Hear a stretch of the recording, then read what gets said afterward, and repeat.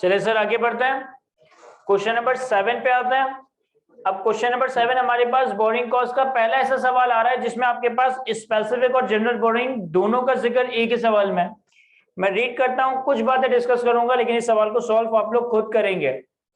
कहता है on 1 September 2015 Spin Industries Limited started construction of a new office building and completed it on May 31st 2016.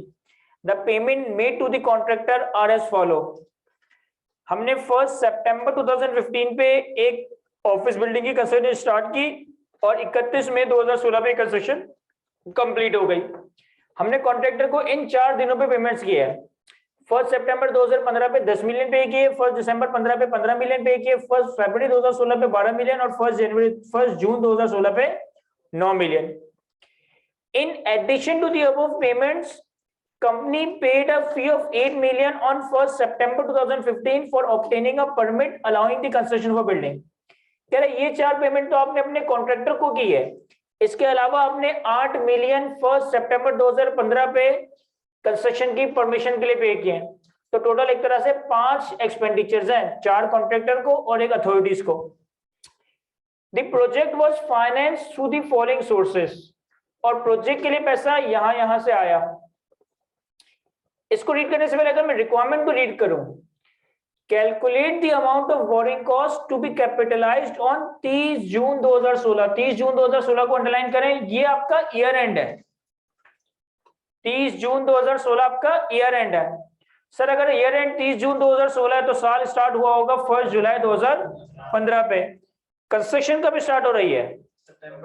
1 सितंबर 2015, यानी कि हमारे साल के दरमियान। और कंस्ट्रक्शन कंप्लीट कब हो रही है? 31 मई 2016, यानी कि हमारे साल के दरमियान में। तो यहाँ पे ईयर एंड जैन टू दिसंबर नहीं बल्कि जुलाई टू जून चल रहा है। अब हम आते हैं फाइनेंसिंग की details. Point number 1, on 1 August 2015 a medium term loan of 25 million was obtained specifically for the construction of a building. The loan carry markup of 12% per annum payable semi-annually. A commitment fee of 0.5% of the amount of loan was charged by the bank. कहता है 1 अगस्त 2015 पे आपने एक loan लिया 25 million का, specifically इस qualifying asset को बनाने के लिए, और इस पे 12% का सूद है। अच्छा, जब आपने बैंक से लोन लिया ना, तो इस 25 मिलियन के लोन के अगेंस्ट आपको 0.5% के बैंक चार्जेस कमिटमेंट फी के नाम से भी पे करने पड़े। तो इस लोन के ऊपर जो बोरिंग कॉस्ट है वो सिर्फ इंटरेस्ट नहीं है बल्कि कमीशन या कमिटमेंट फी भी है। और डे 1 पे अगर मैं 25 मिलियन का लोन ले रहा हूं और 0.5% की कमिटमेंट फी भी लग रही है, तो इसका मतलब है कि डे 1 पे मेरे पास 25 मिलियन नहीं आए होंगे। डे 1 पे 25 मिलियन माइनस 0.5 की कमिटमेंट फी, जो भी अमाउंट बनता है वो अमाउंट आया होगा। जरा कमिटमेंट फी कैलकुलेट करें कितनी आ रही है, करें सारे कैलकुलेट करें। 1.25 मिलियन,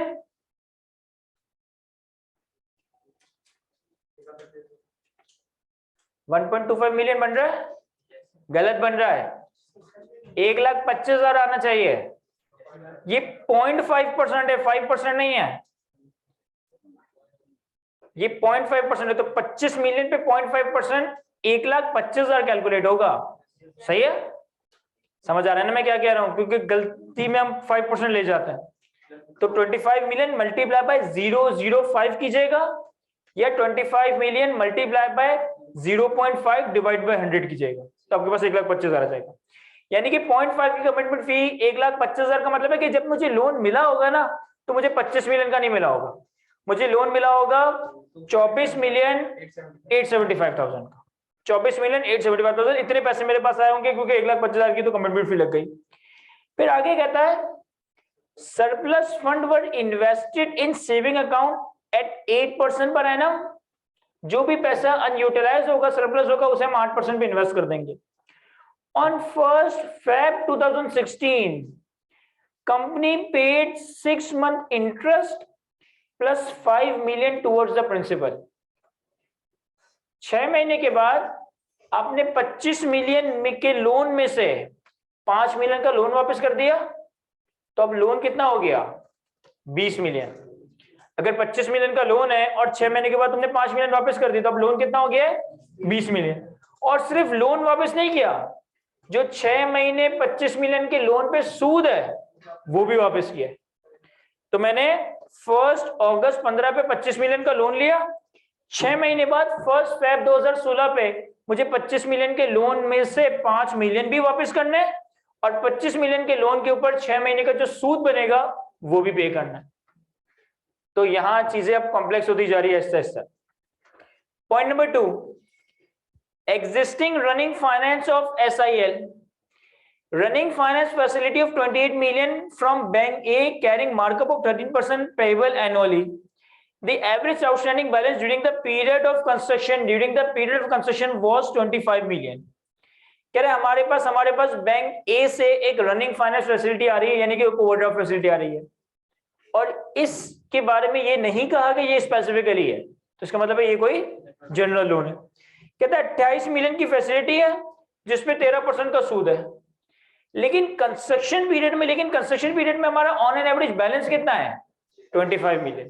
तो जब मैं weighted average capitalization rate calculate करूंगा तो मैं 28 मिलियन को नहीं 25 मिलियन को यूज करूंगा। पॉइंट नंबर 2 का second bullet, running finance facility of 25 million from bank B, the markup accrued during the period of construction was 3 million and the average running finance balance during the period was 20 million. Bank B से हमारे पास 25 million की एक facility, एक limit आ रही है। इस limit में से हमने कंस्ट्रक्शन पीरियड में कितनी लिमिट यूज की है 20 मिलियन। हमारे पास बैंक बी से जो लिमिट आ रही है वो 25 मिलियन की है, लेकिन हमने यूटिलाइज कितना किया है 20 मिलियन। और इस 20 मिलियन पे सूद की परसेंटेज नहीं दी इन्होंने, आपको अमाउंट दे दिया। वो कितना है, तो वो हम खुद भी वैसे परसेंटेज लगा के कैलकुलेट करते, इन्होंने इंटरेस्ट ही बता दिया। तो पॉइंट नंबर 2 में जो 2 लोन है ये दोनों जनरल लोन है, इससे आप कैलकुलेट करोगे जनरल बोरिंग का वेटेड एवरेज कैपिटलाइजेशन रेट। और पॉइंट नंबर 1 में जो लोन है वो स्पेसिफिक बोरिंग है। फिर हमें सवाल में कहता है कि calculate the amount of borrowing cost to be capitalize on 30 June 2016। आप लोग इस सवाल को होमवर्क में सॉल्व करेंगे, लेकिन कुछ 1-2 बातें मैं आपको बता देता हूं एडवांस में। अगर हमारे पास एक क्वालिफाइंग एसेट को बनाने के लिए जनरल और स्पेसिफिक बोरिंग दोनों के ही अवेलेबल है, अगर तो दोनों का पैसा है तो पहले स्पेसिफिक बोरिंग यूज होगी, जब स्पेसिफिक बोरिंग का पैसा खत्म हो जाए तो जनरल बोरिंग इस्तेमाल होगी। अगर स्पेसिफिक बोरिंग का पैसा ना हो, अभी नहीं आया, तो फिर क्या करेंगे, फिर जनरल बोरिंग से खर्चा करेंगे। अब तुमने जनरल बोरिंग से खर्चा किया, फिर आगे जाकर स्पेसिफिक बोरिंग का पैसा आ गया, तो वो जो स्पेसिफिक बोरिंग का पैसा आया है ना, उसे इन्वेस्ट नहीं करेंगे, जनरल बोरिंग को पे कर देंगे। क्योंकि ओडी फैसिलिटी तो क्या थी, जब जरूरत होगी तब लोन लेंगे, जब जरूरत नहीं होगी वापस कर देंगे। Overdraft facility, running finance facility का मतलब पर्पस ही क्या है कि जब नीड होगी तब लोन लेंगे, जब नहीं होगी तब पैसे वापस कर देंगे। तो मैं क्या कह रहा हूं, अगर दोनों पैसा अवेलेबल है तो पहले स्पेसिफिक यूज करना, स्पेसिफिक खत्म हो जाए तो जनरल यूज करना। और अगर स्पेसिफिक का पैसा भी नहीं आया लेकिन तुम्हें खर्चा करना है, तो पहला खर्चा कहां से करूंगा, जनरल से। आगे जाकर पैसा आ जाता है स्पेसिफिक का, तो वो इन्वेस्ट कोई बेवकूफी करेगा, वो क्या करेगा, अपनी जनरल बोरिंग वापस कर देगा। और लास्ट चीज, सर खर्चा कर रहा था स्पेसिफिक बोरिंग से, सारे पैसे खर्च कर दिए, और खर्चा करना है जनरल बोरिंग से कर दूंगा।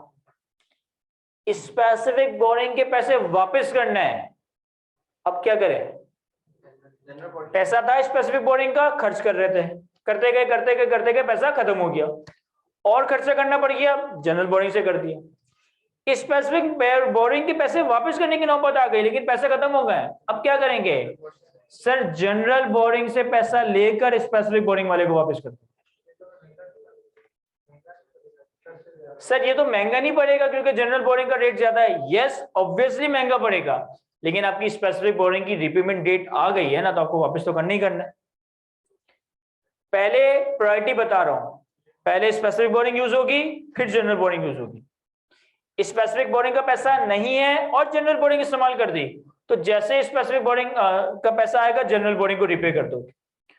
और अगर स्पेसिफिक बोरिंग को रिपे करने के लिए पैसा चाहिए और पैसा नहीं है, फिर जनरल बोरिंग से पैसा निकालकर स्पेसिफिक बोरिंग को वापस कर देंगे।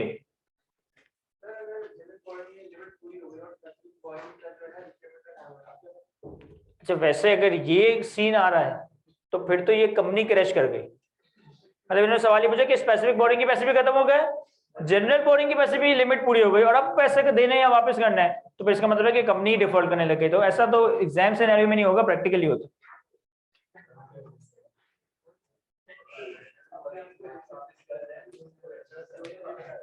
नहीं, वो हम एनुअली साल के आखिर में वापस कर रहे थे।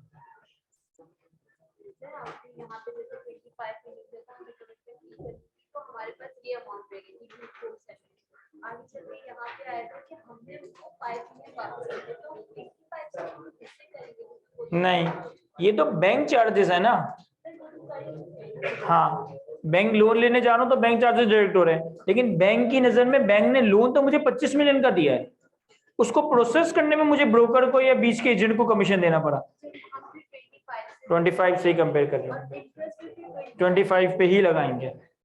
कोई और सवाल पूछ रहा था यहाँ से? सर इसका आंसर तो मुझे भी नहीं पता। अच्छा, इसके ऊपर लिखा हुआ है कैफ 1 स्टडी टैक्स, लेकिन एक्चुअल में ये आईकेप के पास पेपर का सवाल है। ये जो IS-23 बोर्डिंग कॉस्ट का स्टैंडर्ड है, जो IS-23 बोर्डिंग कॉस्ट का स्टैंडर्ड है, ये न्यू स्कीम के तहत FER1 के कोर्स का पार्ट बनाया गया है। पहले ये FER2 में टेस्ट हुआ करता था। तो ये जो आपके सामने कैफ 1 के स्टडी टैक्स के सवाल आ रहे, ये क्वेश्चन नंबर 7 और उसके बाद जितने भी सवाल है, ये सारे FER2 के पास पेपर्स के सवाल है, जब ये टॉपिक FER2 लेवल पे टेस्ट किया जाता था। तो एक अच्छा तगड़ा सवाल है। मुझे मालूम है 100% नहीं होगा, लेकिन एटलीस्ट आप लोगों ने कोशिश करनी सवाल को सॉल्व करने की। इंशाल्लाह नेक्स्ट क्लास में इसे कंटिन्यू करेंगे।